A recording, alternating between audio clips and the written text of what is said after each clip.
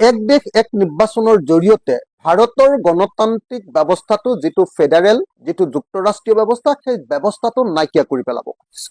এক দেশ এক নিৰ্বাচন যদি অনুষ্ঠিত হয় তেতিয়াহ'লে একেলগতে সংসদৰ নিৰ্বাচন একেলগতে বিধানসভা নিৰ্বাচন হ'ব আৰু তেতিয়া যি দলৰ পক্ষত হাৱা আহিব সকলো ঠাইতে একে দলৰ চৰকাৰ হৈ যাব। তাৰমানে ভাৰতৰ কেন্দ্ৰীয় চৰকাৰো এটা দলৰ হ'ব আৰু বেছিভাগ ৰাজ্যতে একেই দলৰ চৰকাৰ হৈ যাব। তেতিয়া কি হ'ব?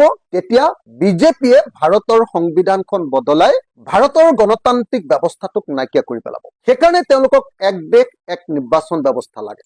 এক দেশ এক নিৰ্বাচন ব্যৱস্থা হলে তেওঁলোকে ভাৰতৰ সংবিধানৰ গণতান্ত্ৰিক ব্যৱস্থাটোৰ পৰিৱৰ্তে এককেন্দ্ৰিক ভাৰত এখন গঢ়ি তুলিব পাৰিব।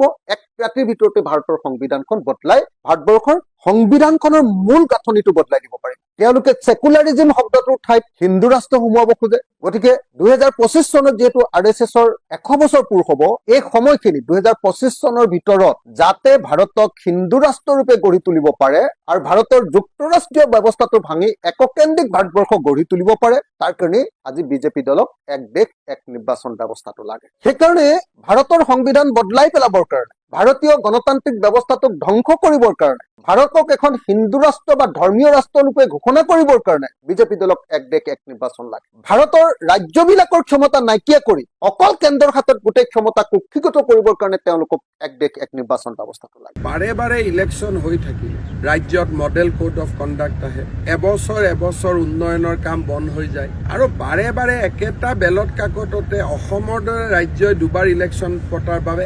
1000-2000 কোটি খৰচ কৰিব লাগে। এইটোতো দুখীয়া মানুহৰ টকাই যায়। সেইকাৰণে সকলোৰে বাবে ভাল যদি এটা সময়তে একেলগে ইলেকশ্যন হয়, টকা পইচাৰ খৰচ কমিব, কেম্পেইন একেলগে হ'ব, পলিটিকেল পাৰ্টিজবিলাকৰ খৰচ কম হ'ব আৰু পলিটিকেল পাৰ্টিয়েও খৰচ ক'ৰ পৰা লয়, আকৌ ৰাইজৰ পৰাই দান বৰঙণি লয়। গতিকে মোৰ মতেদি ইয়াৰ ফলত ৰাইজ বহু উপকৃত হ'ব আৰু আমাৰ দেশত আগতে ওৱান নেশ্যন ওৱান ইলেকশ্যনে আছিলে। লাহে লাহে ৰাষ্ট্ৰপতিৰ শাসন বা বিধানসভা ভাঙিহে এইটো পৰিৱেশ হ'ল। নহ'লে আমাৰ স্বাধীনতাৰ দুখ মুকালিতে ওৱান নেশ্যন ওৱান ইলেকশ্যনে আছিল। কোনেও কল্পনাও কৰা নাছিল যে এনেকে ভাঙি হৈ যাব। যেতিয়া কংগ্ৰেছে ৰাষ্ট্ৰপতিৰ শাসন দি ৰাজ্য বিধানসভাবিলাক ভাঙিব আৰম্ভ কৰিলে তেতিয়াহে এই পৰিৱেশটো আৰম্ভ হ'ল। আগতে পৰিৱেশটো নাছিলেই দেশত।